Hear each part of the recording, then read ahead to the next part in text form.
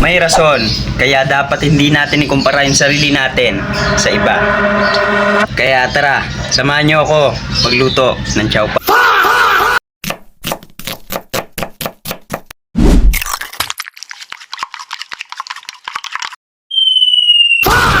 Ang dami kasing alam, natapon tuloy. So eto na nga yung mga hihiwain natin. Putulin ko lang to kasi alam ko may paggagamitan sila nito kaya tara. Pili ko nga marami na to pero okay na to. Na-realize ko na kaya pala hindi dapat natin ikinukumpara yung sarili natin sa iba. Kasi manlulumo lang tayo. Kumbaga, kahit gaano kakagaling sa isang bagay, kahit gaano kakalakas, meron pa rin mas malaking isda.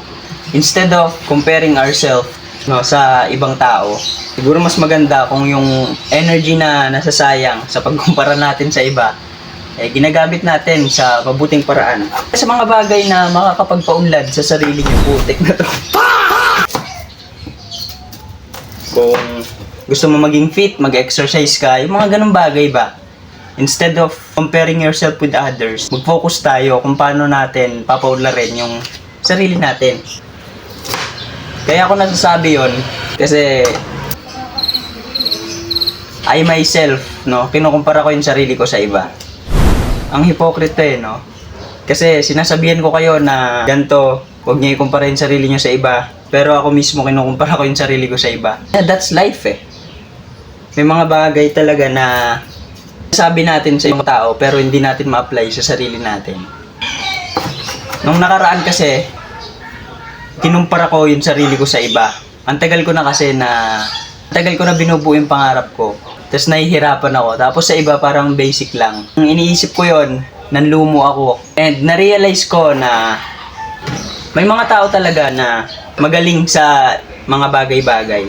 Ngayon yung parang pinanganak sila para doon. Pero yung kagaya ko na hindi talented, kailangan kong paghirapan yung mga bagay-bagay. Kailangan kong madapa ng ilang ulit bago makapunta sa paroroonan ko. Pero alam nyo ba na kung hindi para sa'yo, hindi talaga para sa'yo. Kasi hindi naman lahat ng gusto natin nangyayari. And parte yon ng buhay. Hindi naman lahat ng gusto natin, gusto tayo. Yun lang, dun ka natalo. Hindi rin naman lahat ng gusto tayo ay gusto natin. Kaya sabi ko sa sarili ko, pasasaan pa at makakarating din ako sa paroroonan ko. Natong nakaraang gabi kasi, hirap na hirap ako makatulog. Kumbaga, alam mo yon, dumadampi sa isipan ko yung mga pangarap ko. Bakit sila ganto? Bakit sila ganyan? Tapos ako, ganto lang.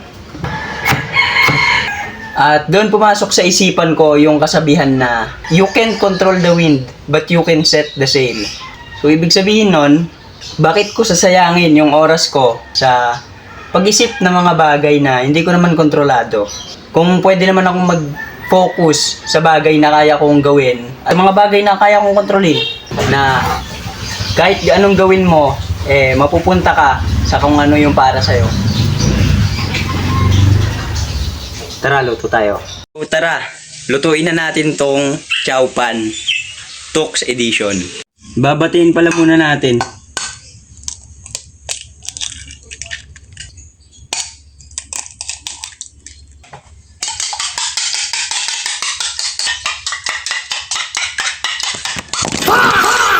So yun, sabi nga, sa pagkakamali tayo natututo. Mas maraming pagkakamali, more chance of winning.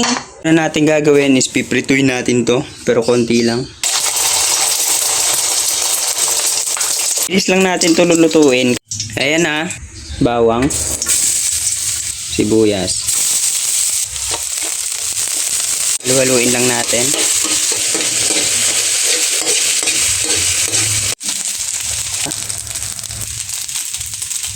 Soy sauce. Huwag masyadong marami kasi papangit. Naalala nyo yung itlog? And finally, yung itlog. Yon. At yan. Tapos na siya. Okay? Luto na. Pwede na natin yung burnikan. So yun. Tapos na nga tayo magluto at maghugas. Nainom na lang tayo ng kape. So yun. Ang tagal ko nang gusto mag-post sa YouTube. Gusto ko perfect lahat eh. Bumili ako ng ilaw, bumili ako ng tripod, tapos bumili ako ng mic. And nung nakabili na ako ng ilaw, hindi ko naman siya ginagamit kasi sabi ko, ay hindi na ganong video yung gusto ko. Na-realize ko lang, kung may gusto kang gawin, hindi mo kailangang maging ready. Kasi hindi mo mararamdaman yung tahol ng aso. Hindi ka magiging ready eh.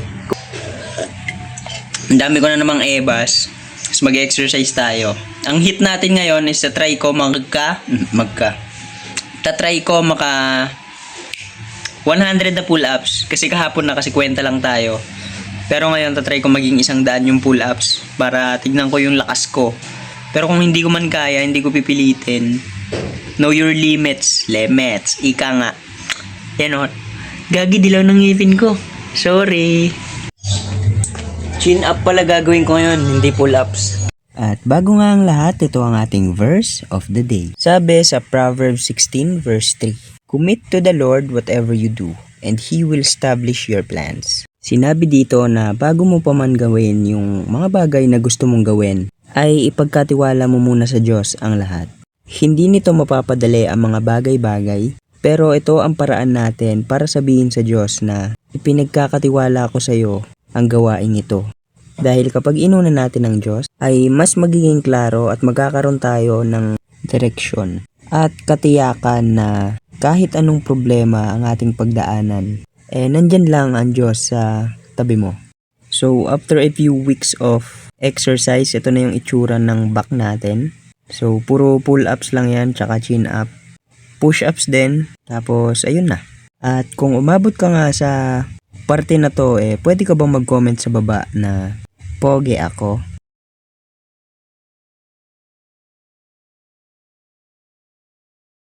So kung makikita nyo yung back ko, para na siyang back tall.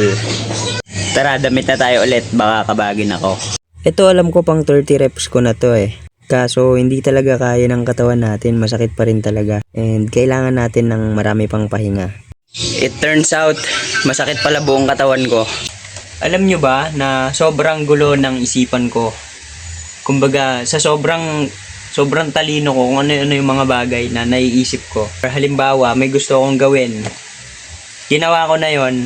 Sa kalagitnaan nun, makukuha ng ibang bagay yung attention ko. Tapos, yun naman yung gagawin ko. Like, ano bang meron sa akin? Ano ba yun? Sakit ba yun? Paiba-iba yung isip ko, pabago-bago yung decision ko. Pero, iisa lang naman yung goal ko. Maging best version of myself.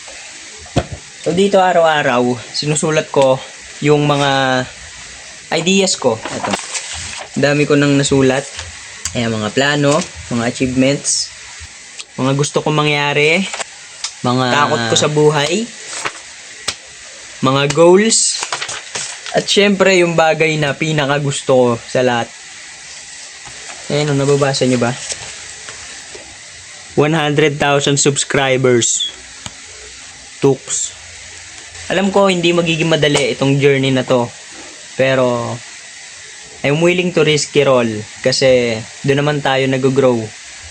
Doon natin mararamdaman yung paglago sa pag-risk ng mga bagay-bagay.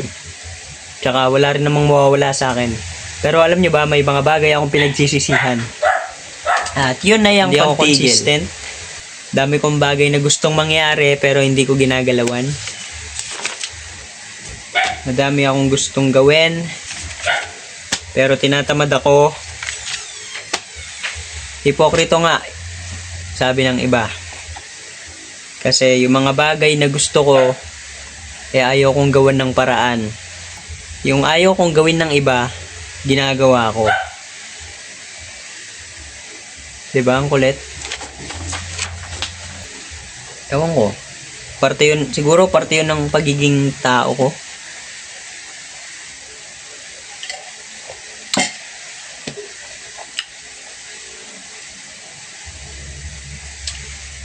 Totoo naman